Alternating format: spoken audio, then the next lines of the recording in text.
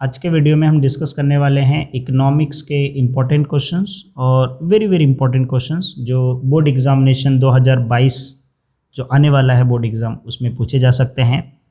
और ये हम डिस्कस करेंगे कि कैसे आप 90 प्लस स्कोर कर सकते हैं इकोनॉमिक्स में, कैसे आप अच्छे मार्क्स 80 70 कैसे आप इजीली स्कोर कर सकते हैं, कैसे आप स्मार्ट स्टडी कर सकते हैं। अगर आपने कुछ नहीं पढ़ा है तो ये वीडियो देख के आप कैसे पूरा सिलेबस कंप्लीट कर सकते हो, कैसे आप अच्छे मार्क्स स्कोर कर सकते हो, सारी चीज़ें हम डिटेल में डिस्कस करेंगे। सो पूरा वीडियो ध्यान से देखिएगा। अगर आपके कुछ क्वेश्चंस होंगे तो आप हमें कमेंट सेक्शन में पूछ सकते हैं। सिर्फ पूछने से पहले आपको hashtag HSC board exam 2022 use करना है, कोई भी स्पेस नहीं देना है, ठीक है।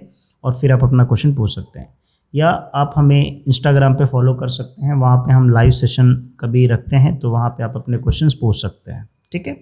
सो अब हम स्टार्ट करते हैं important questions. Important question start करने से पहले आप सभी लोगों से रिक्वेस्ट है कि इसके पहले एक वीडियो मैंने बनाया है जहाँ पे मैंने पेपर पैटर्न के बारे में डिस्कस किया है, ठीक है। तो आपको क्या करना है, सिंपली यूट्यूब पे जाना है, वहाँ पे इमादुद्दीन खान सर्च करना है। जैसे आप सर्च करोगे फिर आपको यहाँ पे देखिए चैनल मिल जाएगा, इस चैनल पे जाना है और सिंपली आपको प्लेलिस्ट पे जाना है, ठीक है।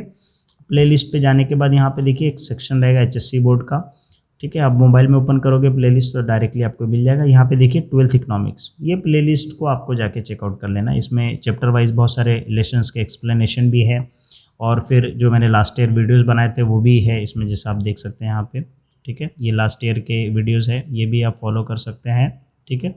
इसमें भी हमने चैप्टर वाइज कौन कौन से चैप्टर्स आपको पढ़ना इंपॉर्टेंस है वो हमने इसमें डिस्कस किया है। तो सारे इकोनॉमिक्स OCM सब सारे सब्जेक्ट्स हैं वो आप पढ़ सकते। देखिए ये पेपर पैटर्न वाला वीडियो, इसको मैं प्लेलिस्ट में टॉप पे कर दूंगा, ठीक है। वीडियो जब अपलोड होगा तो ये वीडियो आप देख लीजिए। इसमें पेपर पैटर्न पता होना बहुत ज़रूरी है क्योंकि किस सीक्वेंस में क्वेश्चन पूछेगा। उसके बाद फिर जो ये वीडियो मैं बना रहा हूँ ये वीडियो फिर कंटिन्यू कीजिए तो आपको और अच्छे से समझेगा कि कौन कौन से इंपॉर्टेंट क्वेश्चन है, ठीक है। अगर इंपॉर्टेंट क्वेश्चन का PDF फॉर्म चाहिए तो मैं डिस्क्रिप्शन में जो है लिंक दे दूंगा, ओके। सो अब हम स्टार्ट करते हैं। जैसा कि आपने पेपर पैटर्न वाला वीडियो जो है देख लिया आपने, ठीक है। अब देखने के बाद जो है आपको इतना समझ में आ गया कि इकोनॉमिक्स में कितने क्वेश्चंस रहेंगे। तो क्वेश्चन नंबर 1 से लेके क्वेश्चन नंबर 6 होगा, ठीक है। अब जो है मैं जो क्वेश्चन नंबर 6 से स्टार्ट करो इसलिए क्योंकि जो है आप जब बोर्ड एग्जाम में जब आप पेपर आंसर्स लिखोगे तो आपके पास 2 ऑप्शन रहेगा, या तो फिर आप क्वेश्चन नंबर 1 से स्टार्ट करके क्वेश्चन नंबर 6 तक जाइए, या तो फिर क्वेश्चन नंबर 6 से स्टार्ट करके क्वेश्चन नंबर 1 तक जाइए। तो सर कौन से फॉर्म में प्रेजेंट करना है, देखिए मेरा सजेशन है कि क्वेश्चन नंबर 1 सिर्फ क्वेश्चन नंबर 1 में ABC ऐसा ऑब्जेक्टिव टाइप रहेगा। तो क्वेश्चन नंबर 1 करने के बाद डायरेक्टली क्वेश्चन नंबर 2 पे जाइए। क्वेश्चन नंबर 1 क्वेश्चन नंबर 6 ये आपका बोर्ड एग्जाम में पहले होना चाहिए, इसलिए क्योंकि ये अब समझिए कि ऑब्जेक्टिव्स आपके जो 20 मार्क्स हो गए और इसके 16 मार्क्स, तो आप समझिए कि 36 मार्क्स अगर इसमें आप अच्छे से लिख दिए 1 घंटे के अंदर, ठीक है, तो फिर आप बहुत अच्छे मार्क्स स्कोर करोगे और आप पास हो जाओगे, यहीं पे आप पास हो गए, ठीक है। इसमें आपको 2 क्वेश्चन अटेम्प्ट करने, इसमें ऑब्जेक्टिव्स, तो 20 में से अगर आपको 15 भी मिल गया और इसमें से अगर 16 में से आपको 10 भी मिल गया या फिर 12 मिल गया तो कितना हो गया, ऑलमोस्ट आप 20 से 20 प्लस आया स्टूडेंट का एक्सटर्नल पेपर में, मतलब वो स्टूडेंट पास है। मैं खुद बोर्ड एग्जाम में पेपर्स चेक किया हूँ इकोनॉमिक्स का। Those student who scored more than 20, so it is most probably कि अगर वो इंटरनल दिया रहेगा सो ही विल क्लियर और she will clear, okay. So sequence भी आपको समझ में आ गया, बहुत सारी चीज़ें, मतलब इसमें मैं पूरा डिटेल में डिस्कस करूंगा जो आपको बहुत अच्छे से समझ में आएगा। आपके कॉलेज के जो पेपर्स होंगे वो भी यही फॉर्म में करेंगे तो आपका कोई भी मार्क्स कट नहीं होगा। आपको पूरा पेपर टाइम पे कंप्लीट करना है और अच्छे से कंप्लीट करना है क्योंकि अच्छे मार्क्स 16 मार्क का वेटेज है तो फिर जाहिर सी बात आपको ज़्यादा टाइम उसमें देना है, ओके। सो पहले आप क्वेश्चन नंबर 1 कर लीजिए, फिर उसके बाद क्वेश्चन नंबर 6, उसके बाद फिर आप क्वेश्चन नंबर 5 कर सकते हैं, क्वेश्चन नंबर 4 कर सकते हैं, क्वेश्चन नंबर 3 कर सकते हैं, क्वेश्चन नंबर 2 कर सकते हैं। इस फॉर्म में आप करेंगे तो ज़्यादा बेटर रहेगा, ओके। नाउ अब हम लोग इंपॉर्टेंट क्वेश्चन के बारे में डिस्कस कर लेते हैं। अपने इंपॉर्टेंट चैप्टर्स वाला भी वीडियो देख लिया रहेगा, ठीक है, जो लास्ट ईयर मैंने अपलोड किया था, सेम इस साल भी वही अप्लाइड है, ठीक है, जो मैंने प्लेलिस्ट अभी आपको दिखाया था पहले स्टार्टिंग में। अब देखिए इसमें पहला जो इंपॉर्टेंट क्वेश्चन बचता जो है पहला जो क्वेश्चन है that is explain the law of diminishing marginal utility, जिसको हम लोग DMU बोलते हैं। फुल एक्सप्लेनेशन वीडियो सारे टॉपिक के ऊपर ऑलरेडी मैंने अपलोड कर दिया लेक्चर्स। उसका एक्सेप्शन या एजम्पशन। नाउ द क्वेश्चन होगा कि सर अगर एक्सेप्शन पूछा तो क्या एजम्पशन लिखना है? यस, आपको लिखना है। कितने पॉइंट्स लिख सकते हैं आप? फोर पॉइंट्स, मतलब 4 पॉइंट्स एजम्पशन का, 4 पॉइंट एक्सेप्शन का लिख सकते हैं। ये 8 मार्क का अगर पूछा तो ठीक है। अगर पूछा है तो ठीक है, नहीं पूछा तो भी आपको लिखना है। ओके। डिमांड का same, explain the law of demand, explain it, assumption या तो फिर एक्सेप्शन पूछ सकता है, दोनों में से कोई एक पूछ सकता है, राइट। तो इस तरीके से क्या करना है, ये दोनों क्वेश्चन आप समझिए, ये क्वेश्चन स्टार मार्क करके रखिए, ठीक है। फिर उसके बाद टाइप्स, जो प्राइस इलास्टिसिटी ऑफ डिमांड है, इसका टाइप्स जो है पूछता है 3AB का, जैसे ये भी आप स्टार मार्क करके रखिए। लॉ ऑफ सप्लाई का भी स्टार मार्क करके रखिए एक्सेप्शन के साथ, ठीक है। एजम्पशन आपको बाय डिफ़ॉल्ट लिखना ही है, वो पढ़ना ही है आपको। कितने पॉइंट? 4 से 5 पॉइंट आपको पढ़ना ही है, ठीक है। फिर उसके बाद जो क्वेश्चन आता है स्टार, इसको मार्क करके रखिए। एक्सप्लेन द प्रैक्टिकल डिफिकल्टीज़, और इसके बाद जो है थेरेटिकल डिफिकल्टीज़ है, दोनों आपको पढ़ना है, ठीक है। तो अगर आप ये 4 क्वेश्चन में से इतना तो श्योर है कि भाई कम से कम 2 क्वेश्चन तो पूछ ही लेगा, ठीक है। उसके अलावा भी बहुत सारे क्वेश्चन बनते हैं, जैसे ये क्वेश्चन नंबर 8 है, concept the public revenue and it's source, ये भी क्वेश्चन पूछा जा सकता है। Method of measuring elasticity of demand जो है वो क्वेश्चन इसमें पूछा जा सकता है। देखिए, explain the income method of expenditure में, ये नेशनल इनकम का है और ये इलास्टिसिटी ऑफ डिमांड का। जैसे यहाँ पे थेरेटिकल है, उस जो है मेज़र करते हैं नेशनल इनकम, तो इसमें 3 टाइप का होता है। तो ये क्वेश्चन इसमें से question number 6 and question number 7। अब अगर आप मेरा लेक्चर्स देखेंगे तो उसमें आपको समझ में आएगा कि डिफ़िकल्टीज़ अलग होता है और मेजरिंग अलग होता है, ठीक है। सो आई एम श्योर आपको समझ में आ गया रहेगा कि क्वेश्चन नंबर 6 में सिर्फ और सिर्फ आपको इतने क्वेश्चन ही पढ़ने हैं। अगर आप इतने क्वेश्चन पढ़ लोगे तो आई एम श्योर आपके 2 क्वेश्चंस कवर हो जाएंगे, दैट मीन्स आपका 16 मार्क्स कवर हो गया। ओके, नाउ अब हम क्वेश्चन नंबर 5 डिस्कस करते हैं। देखिए, अगर आप क्वेश्चन नंबर 5 का देखते हो, जो क्वेश्चन है क्या बोला है, study the following table, figure, passage and answers the questions given in below. कुछ क्वेश्चंस दिया रहेगा, ठीक है। यहाँ पे मैंने लिखा है for question number 5 refer the books and solve all the questions details on the YouTube. अब समझिए, देखो डिटेल वीडियो ऑलरेडी मैंने यूट्यूब पे बना के रखा है, तो वो वीडियो आप देख के जो है इजीली प्रिपेयर कर सकते हो, ठीक है। अगर वीडियो नहीं रहेगा तो मैं वापस अपलोड कर दूँगा। सर ये कौन सा क्वेश्चन होता है? देखो इसमें क्या होता है कि टेबल दिया रहेगा आपको, उस टेबल को देख के आपको आंसर्स देना है, ठीक है। आप बुक में चाहिए तो देख सकते हैं। अगर आपने मेरा डिमांड का लेक्चर्स देख लिया और फिर आप बुक में ये जो क्वेश्चन दिया रहेगा रिगार्डिंग, उसको देख के आप इजीली आंसर्स दे सकते हैं, ठीक है। ये बुक के पीछे से ही सारे क्वेश्चंस आएंगे पूरे एग्जाम्स में, बोर्ड एग्जाम में, तो आपको वही रेफर करना है। ओके, इसका डिटेल वीडियो मैंने यूट्यूब पे बना के रखा है, लिंक डिस्क्रिप्शन में डाल दूंगा प्लेलिस्ट का, इकोनॉमिक्स का, वो देख सकते हैं। नाउ क्वेश्चन नंबर 4 जो मैंने बताया था आपको, क्वेश्चन नंबर 1, फिर उसके बाद क्वेश्चन नंबर 6, ये मेरा कवर हो गया। ऑब्जेक्टिव्स का भी मैं लास्ट में बताता हूँ, ठीक है।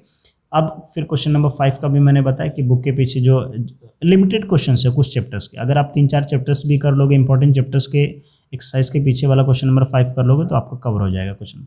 अब क्वेश्चन नंबर 4 आता है, जो क्वेश्चन नंबर 4 में क्या है, आपको एग्री और डिसएग्री करना है, ठीक है। और एक क्वेश्चन 4 मार्क्स का रहेगा, टोटल 12 मार्क्स का है। तो अब देखिए इसमें जो है ऑलमोस्ट मैंने 18 क्वेश्चंस रखे हैं, ठीक है। और 18 क्वेश्चन इसलिए रखे ताकि इसमें कोई भी क्वेश्चंस नहीं छूटा है, ऑलमोस्ट सारे क्वेश्चंस मैंने कवर कर लिए, ठीक है। अब इसमें से कौन कौन सी इंपॉर्टेंट है वो भी, क्योंकि वीडियो बना रहा हूँ तो जाहिर सी बात है आपको कुछ एक्स्ट्रा मिलना चाहिए, राइट। यहाँ तक देख रहे हो आप, तो अब इसमें इंपॉर्टेंट क्वेश्चन जैसे बन सकता है, मैं आपको समझाऊँ। जैसे फर्स्ट चैप्टर से क्वेश्चन आ सकता है कि scope of microeconomics unlimited, या तो फिर बोल सकता है कि microeconomics different from microeconomics, so microeconomics, या microeconomics is different from microeconomics. तो फर्स्ट चैप्टर में देखिए क्वेश्चंस ऑलमोस्ट, अगर देखा जाए ये दोनों का आंसर आप थोड़ा सा सिमिलर लिख सकते हो, ठीक है। क्योंकि जो है इसमें अगर आप देखोगे कि ज़्यादा कुछ एक्स्ट्रा एक्सप्लेनेशन नहीं देना है, ठीक है। अभी जैसे यहाँ पे scope of microeconomics unlimited, so micro economics अगर आपको पता रहेगा तो आपको समझ में आएगा कि भाई इसका एग्री या डिसएग्री है, इसका आंसर आप कमेंट में ज़रूर करना, ठीक है। सो कंसेप्ट अगर आपका क्लियर रहेगा तो आप इसका आंसर जरूर दे दोगे, ठीक है। डिफरेंट है तो आपको नॉर्मली जो है यस एग्री आप करो, एग्री कीजिए कि भाई डिफरेंट है माइक्रो इकोनॉमिक्स से, क्यों है तो आप उसका मीनिंग डेफिनेशन लिख के एक्सप्लेन कर सकते हैं, फिर उसके कुछ पॉइंट्स एक्सप्लेन कर सकते हो, ठीक है। फिर उसके बाद total utility is maximum and marginal utility is zero, इसका एक डिटेल वीडियो है मेरे प्लेलिस्ट इकोनॉमिक्स में, तो वो वीडियो आप explain the relationship between total utility and marginal utility जो है वो वाला वीडियो इसको देखोगे तो आपको समझ में आ जाएगा, ठीक है। तो ये भी क्वेश्चन पूछ सकता है, ये सेकंड चैप्टर से है, ठीक है। There is no exception of law of diminishing marginal utility, ये जो क्वेश्चन है देखो, question number 4, question number 5, even एक और क्वेश्चन नंबर बनता है, there is no exception of law of demand, law of supply. तो समझिए ये टाइप के एक क्वेश्चन कंपलसरी आएंगे, मतलब इस टाइप में लिखा रहेगा there are no assumption of law of demand, there are no assumption of law of supply, तो इस तरीके का क्वेश्चन लिखा रहेगा। तो आप समझ के रखिए कि कंपलसरी आना ही आना है इस टाइप का एक क्वेश्चन, ओके। फिर उसके बाद inverse relationship between price and demand, ये तो काफ़ी इजी है, अगर लॉ ऑफ डिमांड आप पढ़ लोगे तो आपको 2-3 क्वेश्चन, ये भी क्वेश्चंस कवर हो जाएगा, ये भी क्वेश्चंस कवर हो जाएगा, राइट। अब सप्लाई का अगर लॉ ऑफ सप्लाई पढ़ लोगे तो ये भी क्वेश्चन आप कवर कर लोगे, ठीक है, कि सप्लाई का और बैकवर्ड बेंडिंग क्यों रहता है, और ये भी कवर हो जाएगा, सप्लाई में डायरेक्ट सप्लाई क्यों होता है बिटवीन प्राइस एंड क्वांटिटी। फिर देखिए there are many exception of law of supply, तो यहाँ पे नो एक्सेप्शन था, यहाँ देयर आर मेनी एक्सेप्शन, तो एग्री करके आप क्या करोगे, I agree with the statement because of the following reason, फिर आपको रीजन देना है, ठीक है। रीजन में आप क्या कर सकते हो, 5-6 पॉइंट या 4 पॉइंट आप एक्सप्लेन कर सकते हो एक्सेप्शंस के, ओके। अब ये नया आता है जैसे जो परफेक्ट कंपटीशन का है, जैसे seller is the price maker under the perfect competition, तो ये डिसएग्री है इसलिए क्योंकि सेलर प्राइस नहीं डिसाइड करता है, मार्केट डिसाइड करता है परफेक्ट कंपटीशन में। अब आप, मेरा क्वेश्चन ये है कि कौन से मार्केट में सेलर प्राइस डिसाइड करता है, वो कमेंट करके आप जरूर बताएं, ठीक है। देयर इज़ अ डिफरेंट, क्योंकि क्या है कि जब आप क्वेश्चन आंसर दो तो भी आप तो आपको और अच्छे समझेगा और मुझे भी समझेगा कि हाँ आपने आपको समझ रहा है सारी चीज़ें जो मैं आपको बताना चाहता हूँ, राइट। तो ये ऐसे बहुत सारे क्वेश्चंस है, इसके PDF फॉर्म में मैं लिंक डिस्क्रिप्शन में दे दूंगा, तो आप देख लीजिए, ठीक है। Now question number 1, question number 6, question number 5, question number 4, now question number 3, answer the following. इसमें आपको छोटे शॉर्ट आंसर्स टाइप के हैं, तो कितनी पॉइंट्स लिखने का सर, 4 to 6 पॉइंट के बीच में रखने का अपना आंसर, ठीक है। मीनिंग लिखना, डेफिनेशन लिखना है तो लिखो, नहीं लिखेंगे तो भी चलेगा, बट अगर लिखोगे तो और अच्छा है, क्योंकि मैं बोर्ड पेपर चेक किया था तो वहाँ पे जो मॉडरेटर है तो बोलते हैं कि मीनिंग और डेफिनेशन रहता है तो उसमें क्या हम हाफ मार्क्स 1 मार्क्स दे सकते हैं अगर उसके पॉइंट्स गलत रहें तो भी, तो इसके लिए आप लिख सकते हो, ठीक है, वो आपके लिए ज़्यादा बेनिफिशियल है, ठीक है। ना यहाँ पे कुछ क्वेश्चंस आप देख सकते हो, यहाँ पे 10 क्वेश्चंस मैंने लिखा है, जैसे अभी देखिए micro economics, features of micro economics, features of macro economics और इंपॉर्टेंस ऑफ माइक्रो इकोनॉमिक्स, अब कंसेप्ट ऑफ माइक्रो इकोनॉमिक्स। तो अभी यहाँ पे कुछ लोगों का क्वेश्चन रहेगा कि सर जो है सिलेबस रिड्यूस्ड हुआ है, ये क्वेश्चन नहीं है तो क्या पढ़ना है। देखो आप पढ़ लो, ठीक है, अगर आपका रिड्यूस्ड हुआ है ना तो ठीक है आप मत पढ़िए वो क्वेश्चन, लेकिन आप एटलीस्ट नॉलेज लेकर रखिए, क्योंकि आगे चल के आपको ये काम आने वाला है। अगर आप आगे पढ़ाई करोगे तो डैम श्योर कि आपको ये क्वेश्चन आएंगे। Explain the type of utility, features of, characteristic of utility, ठीक है, relation between types of demand, फिर types of elasticity, perfect competition. देखो ये जितने भी क्वेश्चंस हैं सारे क्वेश्चंस के ऊपर मैंने डिटेल वीडियो बनाया है, मतलब लेक्चर वाला वीडियो बनाया है। तो आप समझिए ये वीडियो देखने के बाद, ये वीडियो अगर आप देखते हो तो ये वीडियो देखने के बाद आप क्या करो, वो लेक्चर्स देख लो पूरा अच्छे से। मतलब आप समझो कि अगर 4 to 5 डेज अगर दे रहे हो, ठीक है, वो पूरे प्लेलिस्ट का लेक्चर्स देख के अगर आप स्टडी कर लोगे तो आपका 1 वीक में, 1 वीक में you will become at a top. आप समझिए कि 90+ स्कोर कर सकते हो अगर 1 वीक में आपने ये सारा टारगेट कंप्लीट कर लिया तो, ठीक है। एक सब्जेक्ट के पीछे हाथ धो के पढ़ जाओ बस, 1 हफ्ता, मतलब मुझे इकोनॉमिक्स ही पढ़ना है, बस पढ़ो, उसके बाद फिर मैं उसी 1 हफ्ता पूरा पढ़ूंगा। अच्छा, तो इससे क्या होगा, मेरा लिंक रहेगा, ऐसा रहेगा कि आज इकोनॉमिक्स, ठीक है। काफ़ी लोग बोलते हैं सर इकोनॉमिक्स पढ़ के बोर, ऐसा नहीं है। आप एक सब्जेक्ट्स पढ़ते रहोगे, रिपीटेटिव, जितना ज़्यादा रिपीट होगा उतना ज़्यादा आपको टाइम तक याद रहेगा वो चीज़, ठीक है। तो इसका एक कंटिन्यूएशन है, ठीक है। फिर उसके बाद जो है क्वेश्चन नंबर 2 आता है। अब क्वेश्चन नंबर 2 में जो है आपको 2 क्वेश्चंस मिलते हैं, एक ए मिलता है और दूसरा क्या मिलता है, बी मिलता है। क्वेश्चन नंबर 2 का जो बी है वो क्या है, डिस्टिंग्विश बिटवीन है, ठीक है। तो इसमें मैंने बहुत सारे डिस्टिंग्विश दिए, जैसे माइक्रो इकोनॉमिक्स हो गया, स्टॉक सप्लाई, ये आप मार्क करके रखिए, ये आप मार्क करके रखिए। फिर ये इंडिविजुअल डिमांड, फिर डायरेक्ट टैक्स, इनडायरेक्ट टैक्स।